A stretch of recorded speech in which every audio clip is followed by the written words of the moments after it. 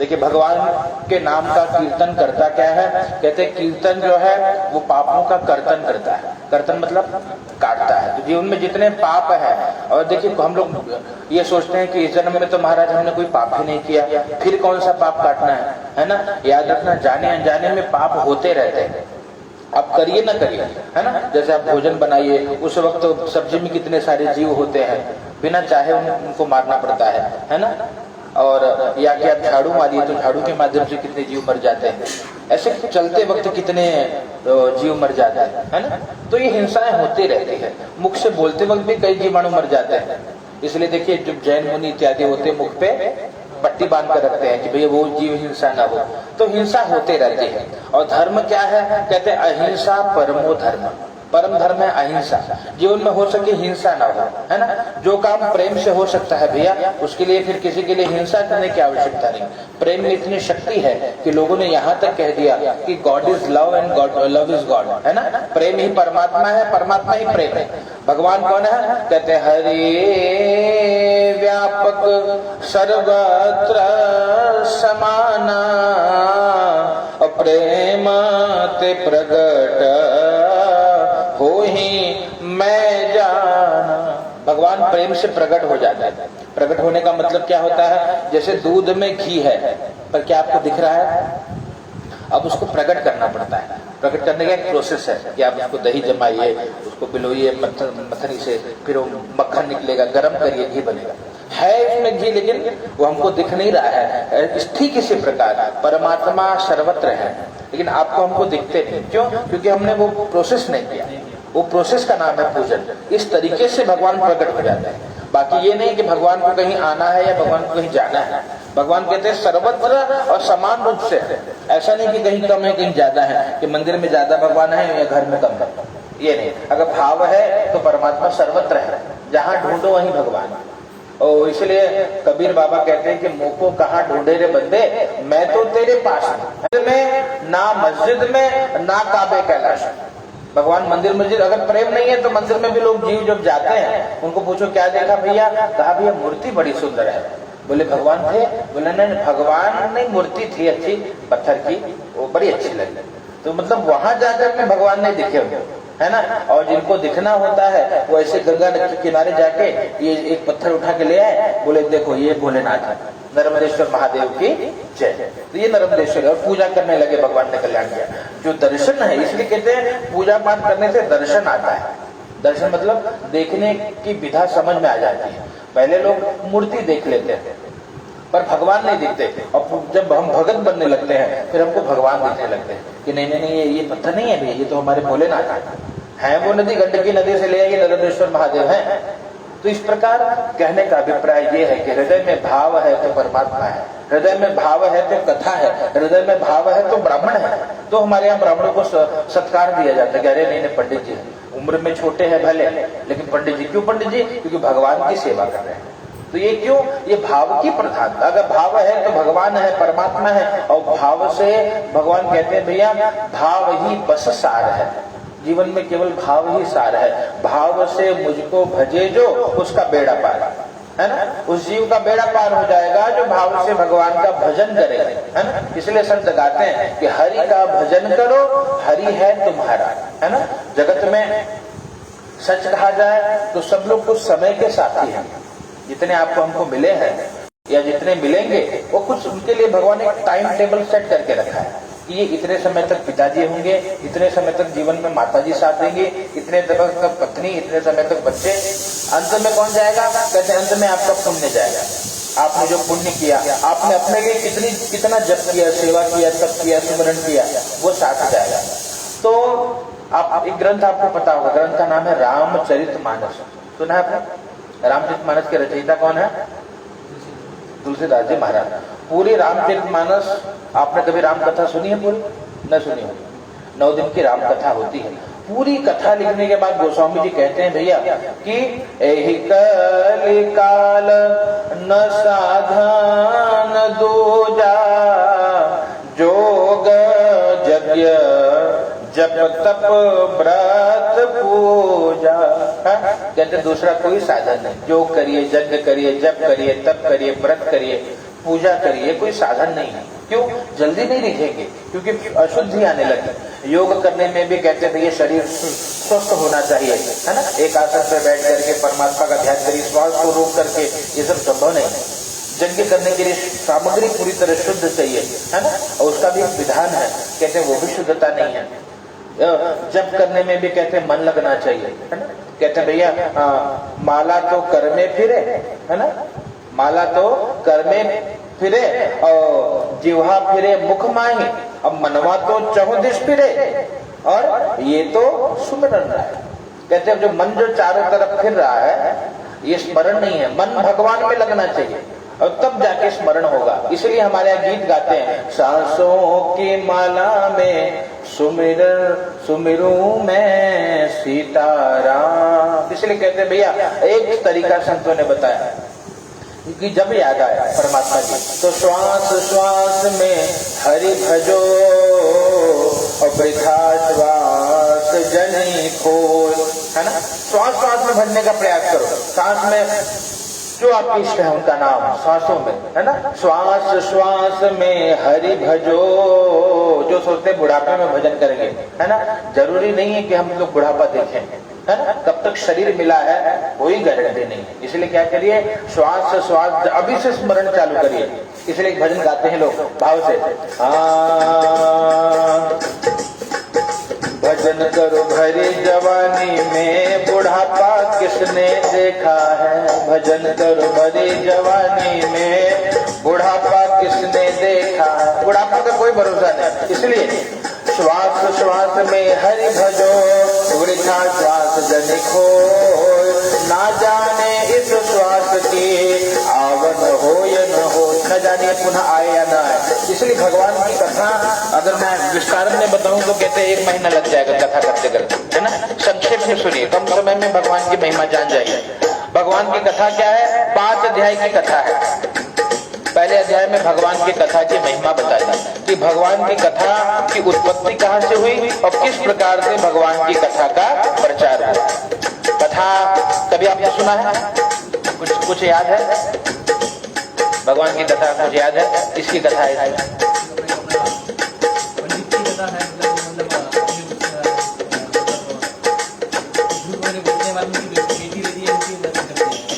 हाँ नहीं आप बराबर याद नहीं, ये तो बनिए की कथा है।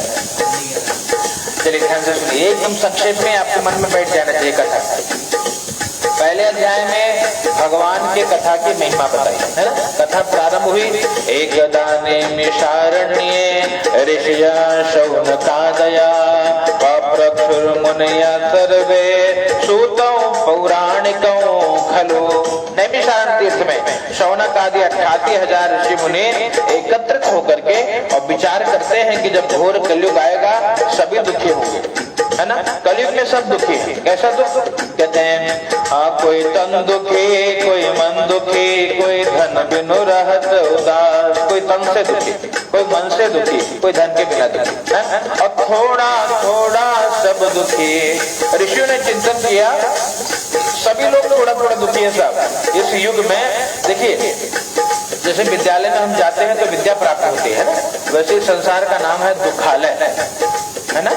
संसार का नाम दुखालय है। कितना भी सुख का प्रयास जीव कर देखिए करता है। इसीलिए आप याद रखिए, बचपन से लेकर के अंतिम समय तक जीव जो कर्म करता है केवल और केवल सुख की प्राप्ति के लिए करता है कि सुखी हो जाए। पर क्या कोई सुखी मिला? विचारने विषय। हम बचपन में रहे या जवानी में रहे, हमेशा किसी न किसी प्रकार से सुख का एक सिक्के के 2 पहलू है ना। राही मनवा दुख की चिंता क्यों सताती है, और दुख तो अपना साथी है, वो तो लगा रहता है साथ। यहाँ पर सुख का बहुत प्रयास हुआ, सब दुखी। ऋषि कौन थे? ऋषि त्रिकाल दृष्टा, जो तीनों काल का दर्शन कर ले वो ऋषि, है ना। ऋषियों ने क्या देखा? सब दुखी होंगे साहब। अब कैसे दुख दूर किया? जैसे माँ बाप अपने बच्चों की चिंता करते हैं ना कि हमारे बच्चे कैसे सुखी होंगे, वैसे ऋषियों ने चिंतन किया कि कैसे जीव सुखी होगा, है ना। ऋषियों ने आपस में चिंतन किया कैसे जीव सुखी होगा। आपस में बहुत चिंतन करने पे उत्तर नहीं मिला, तो क्या किया? याद रखना, दशरथ जी महाराज जानते हो कौन? राम जी के पिताश्री। वो एक बार उन्होंने दर्पण देख लिया, दर्पण मतलब शीशा, आईना देख लिया, और देखा तो क्या देखा, एक बार भूपते मन माही, भई गलानी मोरे सुत नाई। ग्लानि होने लगी, क्यों? आश्रमण समीप भय स्थित केसा। क्या देखा? कान के पास जो बाल है वो सफेद होने लगे, और चिंता इस बात की हुई कि भैया बुढ़ापा आ रहा है ना। ये श्वेत, पहले ये सब लक्षण थे कि बाल सफेद हो मतलब बुढ़ापा आ रहा है। अब तो कोई भरोसा नहीं, कलयुग का ऐसा प्रभाव बचपने से सफेद बाल होगा, है ना। बचपने से लोग बुढ़ापा हो रहे हैं। अब महाराज जी चिंता भाई महाराज, अरे ये तो बुढ़ापा आ रहा है, अब कोई संतान नहीं है, कैसे काम होगा, कौन संभालेगा, कैसे हमारा वंश चलेगा। महाराज जी को बड़ी चिंता भाई, और जब चिंता भाई तो क्या किया, गुरु जी के पास तुरंत एक सूत्र है, जब चिंता हो तो क्या करिए, जो हमारे गुरु जी हैं, जो हमारे पुरोहित जी हैं, जो हमारे पंडित जी हैं, उनसे परामर्श लीजिए। महाराज जी ने क्या किया, गुरु गृह गया तुरंत मही पाला, गुरु गृह गया तुरंत मही पाला। तुरंत गुरु जी के पास गए, है ना। ठीक वही बात यहाँ ऋषियों ने भी चिंतन किया। क्या चिंतन किया कि उपाय ही नहीं मिल रहा है, प्रॉब्लम का कोई सॉल्यूशन ही नहीं है, अब क्या किया जाए। गुरु जी के पास गए। कौन गुरु जी उनके? कहते हैं सूत जी महाराज। सूत जी महाराज नैमिषारण्य में अपने आसन पे आसीन थे। ऋषियों ने बोला कि चलो भैया उपाय तो मिला नहीं, अब गुरु जी की शरण में चलना चाहिए, है ना। बस एक बार आजा गुरुदेव की शरण में, है ना। कोई गुरु है आपके? किसी से दीक्षा लिए? हाँ, तो भले दीक्षा लिए हो ना। वो नाम जपना बहुत महत्व है। जो गुरु जी ने जो मंत्र दिया है, एक माला तो रोज करिए, कल्याण होगा। गुरु जी तो देखिए, गुरु मतलब ये देह नहीं है, ये शरीर तो भैया किसका कब खत्म हो जाए तो रात जाने। गुरु आप और हम कौन है, ऐसे विचार करिए। हमारा जो फिलोसॉफी है, भारतीय दर्शन है ना, इंडियन फिलोसॉफी, वो कहता है कि भैया हम शरीर नहीं है ना, हम कौन है, आत्मा है। शरीर ही कहते हैं, मतलब शरीर को जो चलाने वाला है वो हम है। मैं जब चाहूंगा तो यहाँ उठेगा, मैं जब चाहूंगा तो ये बैठेगा, ये कंट्रोल होना चाहिए। तो शरीर पे कंट्रोल हो, मन पे कंट्रोल हो। मन में जब सोचो तो वहां दौड़े, नहीं तो मनवा होता क्या है, लोग क्यों दुखी हैं कि मन के अनुसार चलने लग गए, दुखी हो गए। इसलिए शास्त्र संत कहते हैं, मन के मते न चालिए, मन की गति अनेक। मन की अनेक गति, जितना इसके पीछे दौड़ोगे साहब, ये दौड़ाते रह गए, है ना, और इससे जीव दुखी हो जाएगा। सूत जी महाराज के पास गए, गुरु जी को कहा महाराज उपाय बता दीजिए। सूत जी महाराज, उन्होंने कहा महाराज कौन सा उपाय, बड़ा उपाय बताऊं? बोले नहीं, कलयुग में समय नहीं होगा, कलयुग का जमाना इंस्टेंट वाला होगा, है ना, तुरंत वाला बताइए, जल्दी हो जाएगा। लघु उपायोस्ति भूतल, कोई छोटा उपाय बताना महाराज जिससे कल्याण होगा। उनको बता दिया। क्या बताया? भैया एक उपाय तो मैंने सुना है संतों के मुख से, शास्त्रों के मुख से, और नारद जी के मुख से सुना। बोले क्या सुनी आपने महाराज? कहा सत्य नारायणम देवा यजे चैव निशामुखे। क्या सुना है? सत्य नारायण भगवान की सेवा अगर कोई जीव करता है, भगवान उसका कल्याण करते हैं। इतनी महिमा है भगवान। बोले अच्छा महाराज, तो ये आपको किसने बता दिया? कहा हमको बताया श्री नारद जी ने बता दिया। बोले नारद जी को किसने बताया? कहा नारद जी को भगवान ने बताया। बोले या स्वयं पद्मनाभस्य मुख पद्माद्विनिश्रितो, भगवान के श्रीमुख से निकली है। देखिए इसलिए मानस में चौपाई आती है, असजल मूल जिन सरे तन नाही, बरसी गए पुनि तब ही सुखाही। जिस मूल का जल सजल न, मतलब जो वृक्ष है, जो पेड़ है, उसका मूल मतलब जो जड़ है, अगर सजल नहीं है, मतलब जल के साथ में नहीं है, तो वर्षा जाने के बाद वो सूख जाएगा। और सजल मूल है तब वो हमेशा हरा भरा रहेगा। भगवान की कथा आज तक प्रवाहित हो रही है। इतने सारे फिल्म आ गए कि दूध क्यों चढ़ाते हो शंकर जी पे, गरीबों के मुख में डाल दो, है ना, ज्ञान देने वाले बहुत बड़े हैं। या बहुत सारे बातें हैं, है ना। लेकिन उसके बाद में क्या लोगों की श्रद्धा कम पड़ी, क्या लोगों ने कुछ सेवा में उल्टा और भी भाव से और भी शक्ति के साथ भगवान की सेवा जीव करने लगा। कहने का अभिप्राय इतना सजल है ये मूल कि भैया कोई कितना आक्षेप लगाए, ये सनातन धर्म की गंगा निरंतर प्रवाहित होती रही, है ना। इसलिए गुरुदेव भगवान कहते हैं देखिए अगर हम लोग हिंदू है ना, एक काम जरूर करें। क्या करें? भाव से आपको गाना है ना। बोलिए, हम तो हिंदू हैं हिंदू कहाएंगे, राम चरणों में बलि बलि जाएंगे। हम तो हिंदू हैं हिंदू कहाएंगे, राम चरणों में बलि बलि जाएंगे, है ना। हिंदू है तो कहनाने में शर्म नहीं आना चाहिए। बाकी लोगों को देखिए, बाकी धर्म वाले धूमधाम से प्रचार करते हैं अपनी सेवा के लिए, हम लोग हमको शर्म आने लग गया। तिलक लगाने में शर्माने लगे, चोटी रखने में शर्माने लगे, धोती पहनने में शर्माने लगे, है ना। और जब अपने धर्म से शर्माओगे साहब तो बोले धर्मो रक्षति रक्षक, जो धर्म की रक्षा करता है धर्म उसकी रक्षा करता है ना। यहाँ पे यही बात है जो करना क्या चाहिए हिंदुओं को, ध्यान से सुनिए। हमारे पूज्य पाद गुरुदेव भगवान का दिव्य भजन है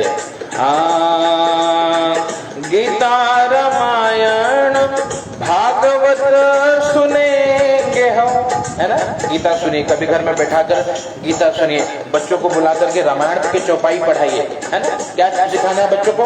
प्रातः काल उठ के रघुनाथा, माता पिता गुरु नावहीं, है ना। प्रातः काल उठ करके जैसे राम जी क्या करते हैं, माता पिता और गुरु के चरणों में शीश नवाते हैं। सनातनियों का ये धर्म है कि अपने माता के चरणों में शीश झुकाएं। बच्चे सीखेंगे आपके साथ वही करेंगे, इसलिए कहा गया बच्चों को सिखाना है ना। और सिखाने वाले तो बहुत मिल गए, लेकिन बच्चों को सिखाने से काम न चलेगा। कहते हैं बच्चों को दिखाना पड़ेगा। आप जो कर रहे हो बच्चे आपको नोटिस करते हैं। घर में माता पिता झगड़ेंगे, बच्चे यही सीखेंगे, यही कर्म करेंगे, है ना। तो क्या अभिप्राय कि भैया अपने आचरण को, पेरेंटिंग एक कला है साहब। पेरेंट बनने के बाद पालक बनना बहुत जिम्मेदारी का काम है। कथा में प्रवेश करिए। यहाँ पर नारद जी ने क्या देखा? नारद जी ने बताई है कथा, कहा हमको पूरी बात बताइए। ऋषियों ने कहा महाराज हमको समझा नहीं, पूरी बात बताते। बताया एकदा नारदो योगी परानुग्रह कांक्षया, पर्यटन विविधान लोकान मर्त्य लोकम उपागत। नारद जी क्या है? योगी है ना। योगी मतलब कहते जो भगवान से युक्त रहे। नारद जी को आपने हमेशा देखा होगा, नारद जी के हाथ में क्या होता है? वीणा होती है ना। और वीणा लेकर के नारद जी क्या करते हैं? वीणा लेकर के भगवान के नाम का कीर्तन करते हैं। कुछ क्षण भगवान के नाम का कीर्तन करिए, फिर कथा सुनिए। श्रीमन नारायण नारायण नारायण, श्रीमन नारायण नारायण नारायण, लक्ष्मी नारायण नारायण नारायण, बदले नारायण नारायण नारायण, क्षत्रिय नारायण नारायण नारायण, श्री हरि नारायण नारायण नारायण। ये नारायण के नाम की महिमा है। यहाँ क्या बताया?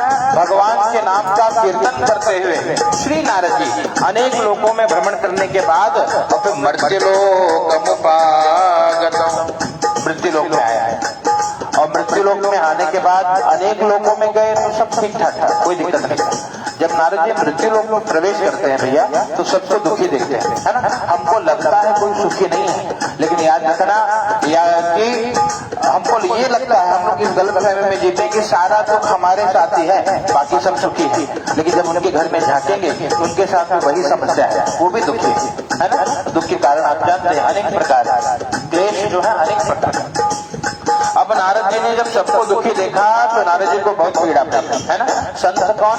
जो दूसरों का दुख देख करके दुखी हो जाए, है ना। नारद जी को बहुत पीड़ा पड़ी, सब दुखी हैं। और नारद जी ने तब कुछ उपाय सोचा कि कैसे इनको सुखी किया जाए। तो भैया कि चलो भगवान के पास ही चल के पूछ लेते हैं। भगवान के पास गए, भगवान के पास जाकर के भगवान से प्रार्थना करी है, श्री वैकुंठम तदागमत। नारद जी वैकुंठ में चले गए। वैकुंठ वैकुंठ में भगवान का दर्शन किया। ऐसे भगवान शंख चक्र गदा पद्म वनमाला से विभूषित भगवान का दर्शन किया। माता जी चरणों की सेवा कर रही है ना, दर्शन किया। नारद जी ने प्रणाम किया और भगवान की स्तुति करी। एक सूत्र है यहाँ क्या कि आप जब कभी भगवान के मंदिर में जाइए या जब भगवान को प्रणाम करिए, प्रार्थना जरूर करिए, है ना। कई बार क्या होता है, लोग खाली ऐसे मशीन की तरह अगरबत्ती चाट घुमाएंगे, खोज को चल है ना। यही पूजा मतलब लोग पूछो क्या करते हो महाराज, बोले अगरबत्ती घुमाता हूँ महाराज चढ़ा, है ना। प्रयास क्या करना चाहिए, भगवान से प्रार्थना करिए। कुछ ना है तो इतना तो कहिए, त्वमेव माता च पिता त्वमेव बंधुश्च सखा त्वमेव। हृदय से भगवान आप मेरे माई बाबा, आप मेरे बंधु हो, आप मेरे सखा हो, और त्वमेव विद्या त्वमेव सर्वं मम देव, है ना। मेरे आप सब कुछ हो। इसलिए भक्त के लिए कहते जीवन में और कुछ कमाने की इच्छा शेष ही नहीं रहती।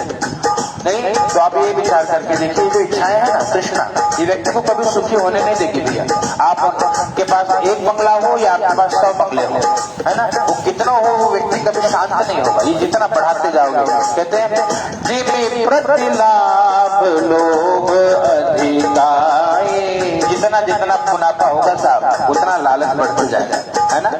जितना मुनाफा होता जाएगा, व्यक्ति शुरुआत करता है साइकिल से, सोचा भगवान एक 2 व्हीलर हो जाए, भगवान की कृपा से मिल गया, नहीं कब पड़ रहा है, एक छोटी कार हो जाए, वो भी भगवान ने दे दी, मारुति 800 भगवान, वो भी मिल गया। फिर भगवान नहीं थोड़ा बड़ा होना, इनोवा टाइप रहे, परिवार बड़ा है महाराज, हाँ भगवान की कृपा से वो मिल गया। बोले नहीं भगवान ये कम पड़ रहा है, सुरक्षा चाहिए, गाड़ी में भी सेफ्टी चाहिए, मर्सिडीज टाइप में हो, हाँ भगवान की कृपा से। अब घर छोटा पड़ रहा है, घर बड़ा हो जाए। याद रखना, अंतिम समय में किसी वृद्ध को पूछो भैया आप क्या आपकी इच्छा पूरी होगी भैया, कह नहीं महाराज, क्या है साहब बस जो नाती सब का ब्याह देख लेते तब मर जाए तो आनंद है। इच्छा कभी पूरी नहीं हुई किसी की, और आज तक कोई व्यक्ति ऐसा मिलेगा नहीं आपको जो बोले कि भैया हमारी सारी कामना पूर्ण हो गई।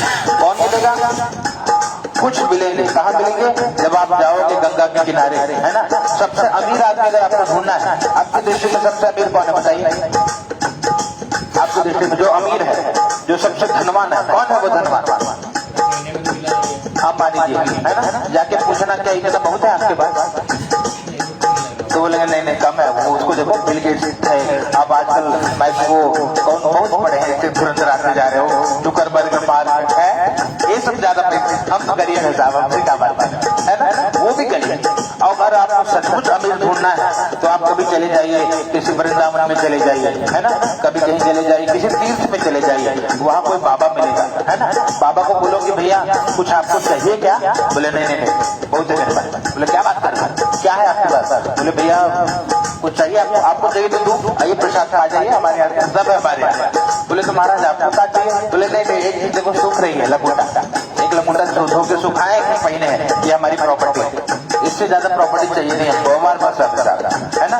किसने कहा, चाह गए चिंता गए मनुआ पे परवाह, जिनको कछु नहीं चाहिए वो शाहों का शाह। जब चिंता चली गई, चाह चली गई, वो राज को महाराज है, इसलिए संतों को महाराज कहते हैं। और महाराज जी आइए, क्यों महाराज पैसे वाले नहीं, उनके पास संतोष है, कहते हैं गोधन गज धन बाग धन और रतन धन खान, जब आवे संतोष धन सब धन धूरी समा।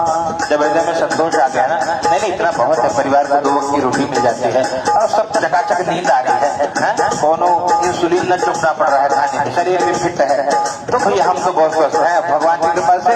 याद रखना, ये जब संतोष आ जाए व्यक्ति धनवान है। नारद जी ने भगवान को प्रार्थना करी, हम बात कर रहे हैं प्रार्थना की। जो आपको है ना है तो लोग भजन गाते थे गाँव में, याद है आपको, जब नवरात्रि होता था तो माताएं गाँव में क्या करते हैं पता है आपको, जब यही हुआ है ना, हमारा नहीं हुआ है ना, इसलिए कम जाते हैं। फिर भी इतना जाते हैं कि गांव में नवरात्रि जब आवत रहे तो ये जरूरी नहीं, सबका सामर्थ्य नहीं था कि हवन वगैरह पूजा करें। क्या करते थे, माताएं एकत्रित होती थी और बैठ के गीत गाती थी। कौन सा गीत, नवरात्रि में बताइए, सुन आप सुन के याद आएगा, मिया के डारी मैया डाले झूलवा हो, कि झूमी झूमी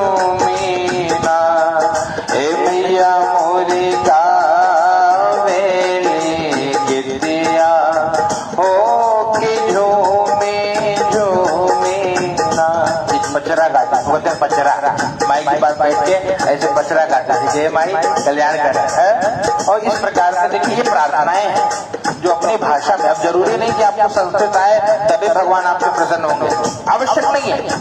आपको जो भाव हो अपने भाषा में बोलिए, है ना। भगवान से क्या प्रार्थना करिए, भगवान पर कृपा करिए। और जब ये भाव हृदय से निकलने लगे, याद रखना कि पूजा शुरू हो गई, है ना। हृदय से बात करनी चाहिए अपने भगवान। घर में बैठे के बोले बाबा थोड़ा समस्या चल रही, जरा क्या करिए, तब तो भक्ति है। और नहीं तो ये तो भैया वो मानो की मूर्ति है तो मूर्ति है, तब कल्याण। यहाँ यही बात है। नारद जी भगवान के पास जब पहुंचे हैं तो श्री नारद जी भगवान को प्रणाम करते हैं। पहली प्रक्रिया, जब आप देखिए दर्शन करने की विधा आपको बता रहा हूँ, दर्शन कैसे करना चाहिए। आप जब मंदिर में जाइए तो पहले भगवान को प्रणाम कर लीजिए, है ना। प्रणाम कर लीजिए, प्रणाम करना मतलब जी भर के देख लीजिए नीचे से ऊपर तक भगवान। और उसके बाद आपने देखा होगा कि लोग आंख बंद कर लेते हैं, है ना। क्यों बंद करते हैं? ध्यान क्या करते हैं, जिसको बाहर देखा उसको हृदय में ले लें, इसको कहते हैं दर्शन, है ना। भगवान जो बाहर उसको दिखे इतने सुंदर भगवान, उनको हृदय में बिठाइए कि मेरे परमात्मा आहा हृदय में बैठ जाइए, ये दर्शन, है ना। और इस प्रकार से और फिर परिक्रमा करते हैं, है ना। भगवान परिक्रमा क्यों करते हैं? देखो हम लोग करते क्या है, सेंटर में लाइफ के केंद्र में रखते हैं परिवार को, और भगवान को रखते हैं साइड में, है ना। भगवान को महत्व इतना नहीं देते, महत्व किसको देते हैं? परिवार, इसीलिए दुखी है। अब जब मंदिर में जाइए तो क्या करिए, केंद्र में परमात्मा है और उनके चारों ओर घूम रहे हैं। इसका मतलब जीवन में मुख्य केंद्र में भगवान होना चाहिए हमको।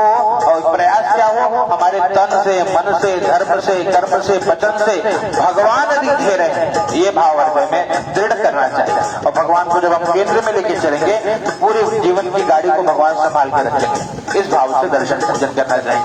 नारद जी गए, भगवान का दर्शन किया, भगवान को का स्मरण किया, और फिर जो आपको आए आपकी भाषा में, टूटी फूटी भाषा में भगवान की स्तुति करी। नारद जी ने संस्कृत में करी है, भगवान से प्रार्थना करी, नमो वाक् मनसातीत रूपाय आनंद शक्तये आदि मध्यांतहीनाय निर्गुणाय गुणात्मने सर्वेषामादि भूताय भक्त्यानामार्तिनाशने। कुछ समझा? नहीं समझा, ये संस्कृत है ना। अब ये मैं आपको समझाऊं, क्या कहा नारद जी ने? भगवान ना आपका आदि है, ना आपका मध्य है, ना आपका अंत है, मतलब भगवान हमेशा है। जब संसार नहीं था ना तो जो थे वो भगवान है ना। संसार के रूप में जो दिख रहे हैं वो भी भगवान है, और जब संसार समाप्त हो जाएगा जो बचेंगे वो भगवान का आदि मध्य अंत नहीं है। और भगवान से क्या कहा, नमो वांग मनसातीत। भगवान वाणी और मन से परे हैं। आप सोचो कि मन से भगवान को पकड़ लिया जाए, संभव नहीं है। या वाणी से बोल दिया जाए कि भगवान यही भगवान है, संभव नहीं। इतने चारों वेद, 18 पुराण, उपनिषद, वेद, शास्त्र, संतों ने अपनी अपनी भाषा में कितनी स्तुति गाई, आज तक कोई बता नहीं पाया कि यही भगवान है ना। भगवान की महिमा पूरी हो नहीं पाई, है ना। तो कहने का अभिप्राय क्या, भगवान को वाणी से भी नहीं पकड़ा जा सकता। शास्त्र तो ये कहते हैं, आप जो समुद्र देखें कितना बड़ा है, उसकी स्याही बना लो घोर कर। पेड़ कितने सारे होंगे, वृक्ष, सबको काट के बड़ी सी लेखनी बना लो। अब लिखने वाली साक्षात माँ शारदा, माँ शीतला, शारदा मैया स्वयं सरस्वती जी अब भगवान की महिमा लिखना प्रारंभ करें तो भी भगवान का हरि गुण लिखा न जाए, तो भी भगवान की महिमा का पूरी तरह वर्णन नहीं किया जा सकता। नारद जी ने स्तुति करी भगवान की, आपका नमो वाक् मनसा, आपको वाणी और मन से नहीं पकड़ा जा सकता। इस प्रकार से मैं कथा करूं तो कम से कम लगेगा 26 घंटे लगेंगे, है ना। और आप बैठोगे नहीं 26 घंटे, तो अब थोड़ा कथा संक्षिप्त में सुनाता हूँ ताकि एक आध घंटे में, आधे घंटे में हो जाए, है ना। बराबर सही चल रही नहीं, आधे घंटे में कथा आप समझ जाए। अब संक्षेप में कथा सुनिए। नारद जी ने ऐसे भगवान की स्तुति कर रही। भगवान अंतिम शब्द ये है कि प्रभु भक्त्या नाम आरती नाशने, हे भगवान आप भक्तों का जो दुख है वो दूर करते हो, है ना। भगवान भक्तों का दुख दूर करते हो। भगवान ने कहा कि नारद कौन से भक्त दुखी है मेरे? कहा प्रभु वो मर्त्य लोके जना सर्वे नाना क्लेश समन्वित, सभी दुखी है साहब। मृत्यु लोक में जितने गए हैं सब दुखी है। तो भक्त्या नाम और मर्त्य लोक के जना सर्वे कैसे दुखी है? नाना क्लेश, अनेक प्रकार के क्लेश कष्ट, तो अपने किए हुए कर्मों का फल भोग रहे हैं। याद रखना, आप और हम जो भोग रहे हैं ये हमारा प्रारब्ध है। पिछले जन्म में आपने हमने क्या किया था आपको हमको नहीं पता, पर वो कर्म होगा। अब कैसे है, मैं आपको एक छोटा सा दृष्टांत दे दूं। श्रीमद् भागवत में एक पात्र है भीष्म पितामह, जानते हो? पितामह जी की जो जब देह त्यागा, शरीर त्यागा, तो कैसे त्यागा? बाणों की शैया पे पड़े रहे। और कब तक पड़े रहे? जब तक युद्ध पूरा नहीं हो, तब तक वो कष्ट भोग रहे। अंतिम समय हुआ, अंतिम समय हुआ और कन्हैया आया, कृष्ण आया। पितामह ने देखा कि कान्हा आया, प्रणाम किए कन्हैया को और कहा कि कान्हा एक बात पूछनी है मुझे। कहा कहिए पितामह, हम आपको अवश्य बताएंगे। कहा कि मैंने ऐसा कौन सा पाप किया था कि इतने समय तक बाणों की मतलब बाण शरीर में चुभे हैं, इतनी पीड़ा सहनी पड़ी मुझे, इतना कष्ट हुआ, कुछ ऐसा कर्म मैंने किया था क्या? बोले हाँ पितामह आपने किया था। बोले इस जन्म में मुझे बिल्कुल याद आया कि हमने किया क्या था साहब, मुझे कुछ नहीं याद रहा। कान्हा आप बता दो मैंने कब किया था। कहा पितामह इस जन्म की बात नहीं है, पिछली बात है। बोले पिछले मतलब कब की? बोले आप अंतर्यामी है ना, आप तो सब जानते हो, खुद देख लो क्या किए थे। बोले 5 जन्म तक तो मैं देख लिया, लेकिन मैंने ऐसा पाप नहीं किया था कितना भोगना पड़े, ये तो अभी नहीं समझ आया। बोला वो पीछे जाओ, पुराना है महाराज। पितामह जी ने और चिंतन किया, कहा मैंने 20 वर्ष तक देख लिया, कोई पाप नहीं किया। कान्हा नहीं, बोले पितामह हो पीछे देखो, किए हो जरूर, बिना किए कुछ होता नहीं और किया हुआ व्यर्थ नहीं जाता, कुछ तो किए हो पितामह। बोले अच्छा कान्हा, तो और चिंतन करने लगे पितामह जी। अंत समय कहते लास्ट में जब पूछे, कहा हाँ 99 देख लिया साहब, कन्हैया कुछ नहीं किया मैंने। बोले अच्छा और पीछे जाओ पितामह। कहा 100वें जन्म में देखो। बोले हाँ 100वें जन्म में तो एक अच्छा कर्म किया, बहुत बढ़िया। बोले क्या किए साहब? बोले मैं गया था, मैं एक राजा था। बोले अच्छा, और जब राजा था तो मैंने क्या किया? मैं राजा था, मैं रास्ते से जा रहा था अपने रथ से, तो मार्ग में एक सर्प पड़ा था, नाग। तो मैंने सोचा कि मेरे रथ के नीचे दब जाएगा, मर जाएगा, पाप लगेगा। तो बोले फिर आपने क्या किया पितामह? बोले मैंने बाण से उसको उठा करके और फिर झाड़ी में डाल दिया ताकि वो सुरक्षित हो जाए। बोले बस यही नतीजा आपको मिला है पितामह। बोले ये कौन सा पाप हुआ भैया? बोले ये पाप ये हुआ कि आपने देखिए इस प्रकार देखिए पाप अनजाने में भी हो जाता है और वो भी भोगना पड़ता है। जानकर किए वो तो वो भोगना ही है, वो तो निश्चित। जो अनजाने में हो गया वो भी आपको भोगना है। क्या किए? बोले वो जो बाण से उठाकर सर्प को आपने जिस झाड़ी में डाला था पितामह, वो कांटों की झाड़ी है, शरीर में पूरी तरह कांटे चुभ गए सर्प के, वो तड़प कर मर गया और वो फल आज आपको मिला है जन्म में। तो कहने का अभिप्राय देखो, अवश्य में वो भोक्तव्यम कृत कर्म शुभाशुभ, जो भी शुभ अशुभ कर्म आप कर रहे हैं या किए हैं वो हमको भोगना है। इसलिए हमको आपको कई बार लगता है कोई संत भी है, जैसे चाहे गोस्वामी जी हो गए है ना, चाहे सूरदास हो गए, उनके जन्म में बहुत पीड़ा मिली है ना, चाहे क्राइस्ट हो गए है ना, वो क्राइस्ट को खिलट होकर लटका दिया गया। क्यों? ये पिछड़ा, वो जो संत होते हैं वो उनका ये अंतिम जीवन होता है, तो क्या करते हैं वो भैया इसी जन्म में सब भोग कर चले जाते हैं, आगे भोगना शेष नहीं रहता। इसलिए हो सकता है जो भक्त है वो बहुत दुखी दिखाई पड़े, इसका मतलब उनका कष्ट कट रहा है, उनका पाप कट रहा है, और वो भी वो प्रसन्न होकर के भोगते हैं, उनको कोई पीड़ा नहीं है। क्राइस्ट को भी पूछा गया कि भैया आपको तो लोगों ने इतना पीड़ा दिया, आप क्या कहोगे इनके बारे में? तो उन्होंने कहा कि मैं यही प्रार्थना करूंगा परमात्मा से कि कुछ क्षमा करता हूं। बोले क्यों भैया? बोले इनको पता ही नहीं कि ये लोग क्या कर रहे हैं, है ना। तो ये संत होता है, संत मतलब वो किसी की कमी नहीं ढूंढता, बुराई नहीं, सब उसको अच्छा लगता है, जो होना है वो तो होना है साहब। कोई निमित्त, कई बार इसलिए कहते हैं जो पूर्व जन्म के शत्रु है ना वो पुत्र बनकर आते हैं। आपने सुना होगा कि बेटे ने पिता को मार दिया, है ना।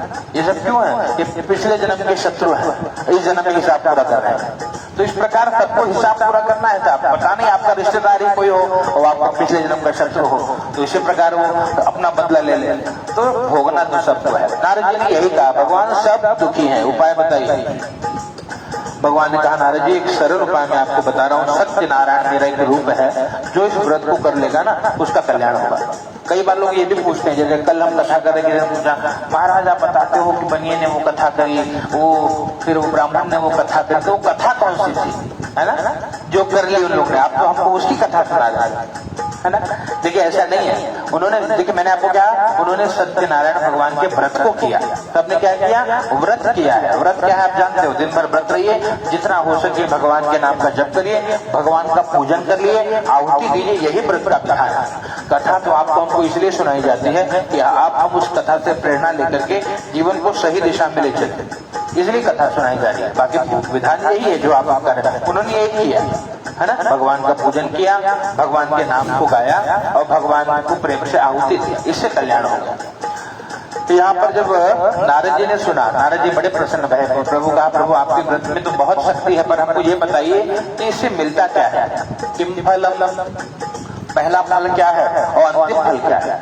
भगवान ने कहा, भैया देखो, सत्यनारायण व्रत को करने का पहला फल ये है कि कृत्वा सत्य सुखम भूत्वा, सुख मिलेगा, है ना। जो दुखी जीव भी होगा भगवान की, अगर वो भगत है, कथा सुन करके कहते हैं उसके कान भरेंगे नहीं, है ना। मानस में चौपाई आती है, जिनके श्रवण समुद्र समाना, समुद्र जैसा श्रवण होना चाहिए, मतलब समुद्र जैसे भरता नहीं है, वैसे भगवान की कथा सुन करके कर्ण तृप्त न हो, महाराज थोड़ा सुना आनंद आ रहा है, ये है भक्ति। बोले अच्छा, तो ये है पहला फल कि सुख मिलेगा, हृदय को बहुत शांति मिलेगी, भगवान एकदम आनंद आ रहा है। और अंतिम क्या है, परत्र मोक्षमाप्नुयात्, कहते हैं अंतिम फल है कि मुक्ति मिल जाती है ना। भगवान का भक्त बार बार जन्म नहीं लेता। आपको पता है, जैसे गरुड़ पुराण में एक वाक्य है कि 84 लाख योनि है ना, 84 लाख शरीर मिलता है जीवात्मा को। अपने कर्म के अनुसार कभी हम मच्छर बनते हैं, कभी कुत्ता बनते हैं, कभी बिल्ली बनते हैं हम ही सब हो, लेकिन अपना कर्म है, कभी वृक्ष बनते हैं, वृक्ष भी जीव है ना। और कर्म के कारण उस योनि में उत्पन्न होते हैं और इस प्रकार के पाप को भोगते हैं। इस प्रकार के पर जो भगवान का भगत है भैया, वो कहते हैं 84 लाख में पड़ता ही नहीं है ना, वो तो मुक्त है, जीते जी मुक्त हो गया, उसको कोई चिंता नहीं है। जैसे कहा, चाह गई चिंता गई, मनवा, मन को भी कोई परवाह नहीं है ना, जो मिल रहा है। दुख भी आया, जैसे नारद जी की माता जी चली गई, नारद जी पूर्व जन्म में बालक थे, उनकी माता जी चली गई, तो नारद जी नाचने लगे। लोगों ने कहा, अरे भैया नारद, तुम्हारी माई चली गई तो नाच रहे? बोले हाँ, ये बहुत बड़ी बवाल थी। बोले क्यों? ये भजन करने जाए नहीं देती, बोलते ये घर मेरा, पिया कर, लड़का बच्चा कर। बोले हमको तो भजन करना है, ये चली गई, अब हम मुक्त हो गए, भगवान को धन्यवाद, है ना। तो हर जगह अच्छा देखते हैं, कभी दुखी होते ही नहीं है साहब। पैर भी कट जाए तो भी संतों को पूछा जाए, महाराज बहुत पीड़ा, बोले नहीं नहीं आनंद है। बोले क्या? यही छात्र सर्वत्र चारों तरफ दौड़ा रहा है, अब हम एक जगह बैठे राम भजन कर रहे हैं, भगवान की बड़ी तरफ। तो संत हर जगह अच्छा देखते हैं। और याद रखना, भगवान की भक्ति का यही परिणाम है भैया कि हमको अच्छा देखना होगा। पति पत्नी का जो संबंध है, ये बहुत क्लिष्ट संबंध है ना। इसमें अपेक्षाएं बहुत है, उम्मीद बहुत लगाए है। सबसे ज्यादा दुख पति पत्नी में चल रहा है, अनबन चल रहा है। क्यों? इसमें उम्मीद बहुत होती है। ये अपेक्षा जितना हम करते हैं उससे ज्यादा लोग अपेक्षा करने लगते हैं, है ना। आपने अगर उनको कल मर्सिडीज में घुमाया तो उनकी आपके धर्म पत्नी बोलेंगे नहीं कम है, मेरी तो सहेली है, चार्ट है, आपके पास क्या है ना। ये तृष्णा है। तो करना क्या चाहिए, एक सूत्र भगवान की कथा से लीजिए, पति पत्नी एक दूसरे में अच्छा देखिए, है ना। पूरा कमी निकालने लगोगे तो ये जीवन पूरा नहीं होगा, हमेशा झगड़ते रह जाओगे। क्या करना चाहिए, हमेशा अच्छा देखिए। नहीं कोई पूछे क्या है, बोले सब है, उनकी कृपा है, बेचारे मेहनत करके आते हैं, रोटी पानी का प्रबंध है, बहुत है, आपको और चाहिए नहीं। तो फिर भी प्रेम बढ़ेगा। जब एक दूसरे में अच्छा देखेंगे ना तो प्रेम बढ़ेगा। और कमी निकालने लगेंगे तो याद रखना, फिर तो लोगों ने भगवान को भी नहीं छोड़ा, है ना। हमेशा युद्ध होगा घर में। तो एक सूत्र है, हमेशा आप एक दूसरे के, एक सूत्र ये भी है कि दिन में 5 बार एक दूसरे की प्रशंसा करिए, है ना, कुछ अच्छा बताइए। नहीं तो क्यों परेशानी आ रही है, भगवान के भगत होने के बाद भी, भगवान की कथा सुनने के बाद भी, कथा में तो शांति से बैठे, उठते ही फिर महाभारत चलता है ना। ये हर घर में समस्या चल रही है। करना क्या है, हमको प्रयास करना है कि आज के बाद मैं कमी नहीं निकालूंगा, है ना। और याद रखना, मानस में एक सूत्र है, जड़ चेतन गुण जीव जता सकल राम में जा। भगवान ने कहा गुण दोष में बनाया, विश्व कीन करता है। परमात्मा ने सब में अच्छाई भरी है, सब में बुराई भरी है ना। और इंसान कौन है, जो अच्छाई देखे, है ना। आधा गिलास पानी रखा है, एक व्यक्ति दुखी हो जाता है, क्यों भैया? कहा महाराज आधा गिलास पानी। दूसरा देखते ही झूमने लगा, क्यों भैया? बोले आधा गिलास पानी, है तो आधा गिलास, जीवन में जो सुख दुख उतर ही रहेगा, पर करना क्या है कि भैया हमको अच्छा देखना है। जब हम कमी देखेंगे तो फिर जीवन में सुखी नहीं रह पाएंगे। भगवान की कथा का यह फल है साहब। नारद जी बड़े प्रश्न में, नारद जी ने 4 प्रश्न पूछा, किम फलो किम विधानो चाकृतों के, उसका विवाह हो जाएगा, जिसे संतान नहीं होता उसे संतान हो जाएगा, और जिसे धन नहीं मिलता वो धनवान बन जाएगा, जिसे भोजन नहीं मिलता वो धान्यवान बन जाएगा, धन धान्य प्रवर्धनम, और सर्वत्र विजय प्रदम। जिस किसी कामना से हम पूजा भगवान की करेंगे, ठाकुर जी उस मनोकामना को पूर्ण कर देंगे। विधान ये कि शिष्ट व्यवस्थित भगवान की कथा करी जाए। बड़े प्रसन्न हुए, बड़े आनंदित भय, और नारद जी ने पूछा महाराज विधान भी बता दीजिए। बोले विधान ये है कि भैया बढ़िया भगवान का मंडप बनाइए, भगवान को बैठाइए, भगवान का आवाहन पूजन करिए, केले का फल भगवान को प्रिय है तो केले के फल का भोग लगाइए, रवा गेहूं का चूर्ण, साठी चावल का चूर्ण जो मिले भगवान को प्रसाद दीजिए, पंचामृत का भोग लगाइए, भगवान का व्यवस्थित पूजन करिए, भगवान की कथा सुनिए, हो सके तो नृत्य गीत करिए, भगवान के भजन गाइए, है ना। पहले की व्यवस्था थी, शाम को माताएं एकत्रित होकर के भजन गाती थी, नृत्य गीत आदि का आयोजन करिए, और सभी को प्रसाद बांटिए, स्वयं प्रसाद लीजिए। इस प्रकार से जो भगवान की कथा पूजा को करता है, भगवान की कृपा से उसके सभी कामना की पूर्ति हो जाती है। नारद जी बड़े प्रश्न भय। तीसरा प्रश्न पूछा कि किसने किसने व्रत को किया, परमात्मा बताइए। तो कहा ध्यान से श्रवण करिए। दूसरे अध्याय में ब्राह्मण देवता ने कथा श्रवण किया है और उनके मित्र लकड़हारे ने पूजन किया है, और तो तीसरे अध्याय में राजा ने साधु नाम के बनिए ने भगवान के व्रत को किया है। चतुर्थ अध्याय में कहते हैं बनिए की ही कथा है, और 5वें अध्याय में तुंगध्वज नाम के राजा और ग्वालपालों की कथा है। कहते इस प्रकार से इन्होंने भगवान के पूजन को किया तो भगवान ने इनका कल्याण किया। नारद जी ने चौथा प्रश्न पूछा, कदा कार्यम, कि भगवान आपका व्रत कब करना चाहिए, है ना। तो भगवान ने बताया, क्योंकि संत गाते हैं, कड़ी गाते हैं, भगवान का व्रत कब करिए,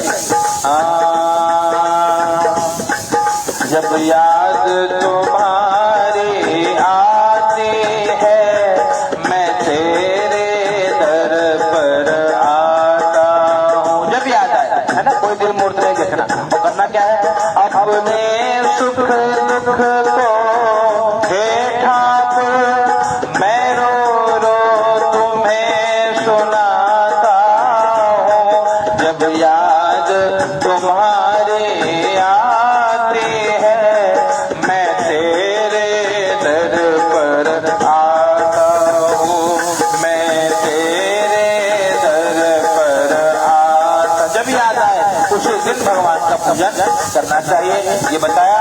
और इस प्रकार से जो भाव से भगवान का भजन करे, भगवान की कथा सुने, भगवान के नाम का कीर्तन करे, भगवान की कृपा से जीव की सभी कामनाओं की पूर्ति होती है। भगवान ने कहा विशेषतः कलियुगे लघुपायो त्रिभूतल, इस कलियुग में सबसे छोटा सा उपाय है, और जो इस प्रकार से भगवान के व्रत को करता है भगवान उसको सब कुछ प्रदान करते हैं। भगवान के नाम का संकीर्तन करिए, गोविंद जय जय गोपाल जय जय, गोविंद जय जय गोपाल जय जय, राधा रमण हरि गोविंद जय जय, राधा रमण हरि गोविंद जय जय, ब्रह्मा की जय जय, विष्णु की जय जय, उमापति भोले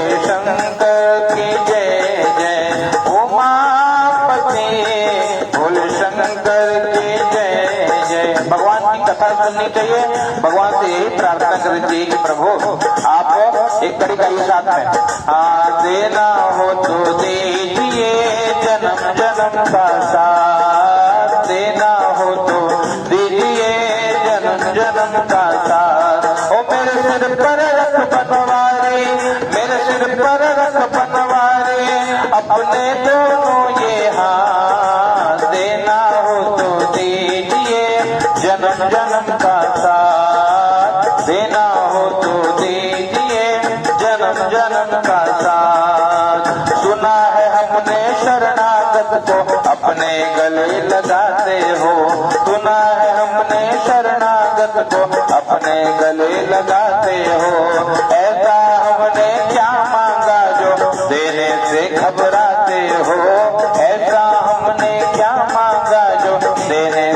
घबराते हो। बस इतनी कृपा कर दो, बस इतनी कृपा कर दो कि होती रहे मुलाकात। देना हो तो दीजिए जन्म जन्म का साथ, देना हो तो दीजिए का साथ। श्याम तेरे चरणों की धूली धन दौलत से महंगी है, श्याम तेरे चरणों की धूली धन दौलत से महंगी है। एक नजर कृपा की बाबा नाम इज्जत से महंगी है, एक नजर कृपा की बाबा नाम इज्जत से महंगी है।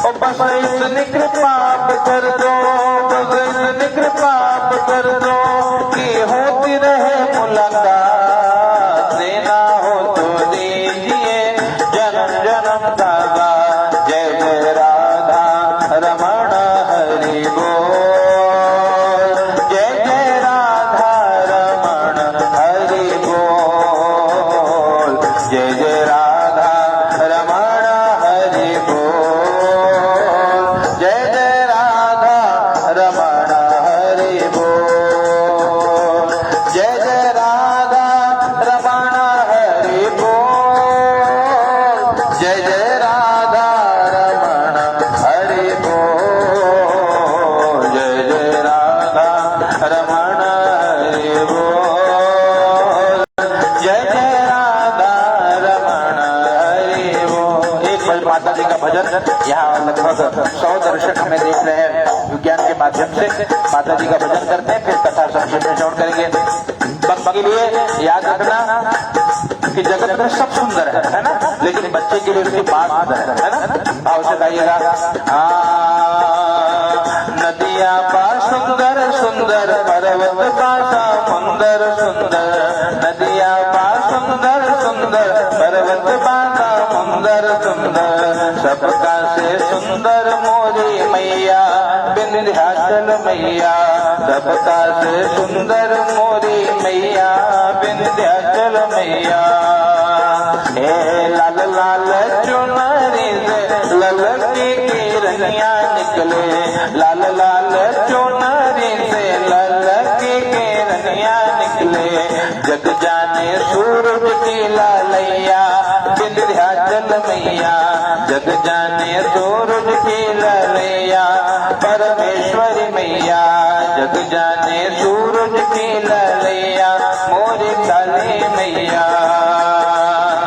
भगिया बनलू माई अपने बालक बनके, भगिया बनलू माई अपने बालक बनके, बिगड़ी बनलू माई अपने सेवक बनके, बिगड़ी बनलू माई अपने सेवक बनके। हमरो समार दे तू नैया विंध्याचल मैया, हमरो समार दे तू नैया वैष्णो देवी मैया। हे काल रात्रि है कल्याणी तेरा जोड़ धरा पर कोई नहीं, मेरे माँ के बराबर कोई नहीं, मेरे माँ के बराबर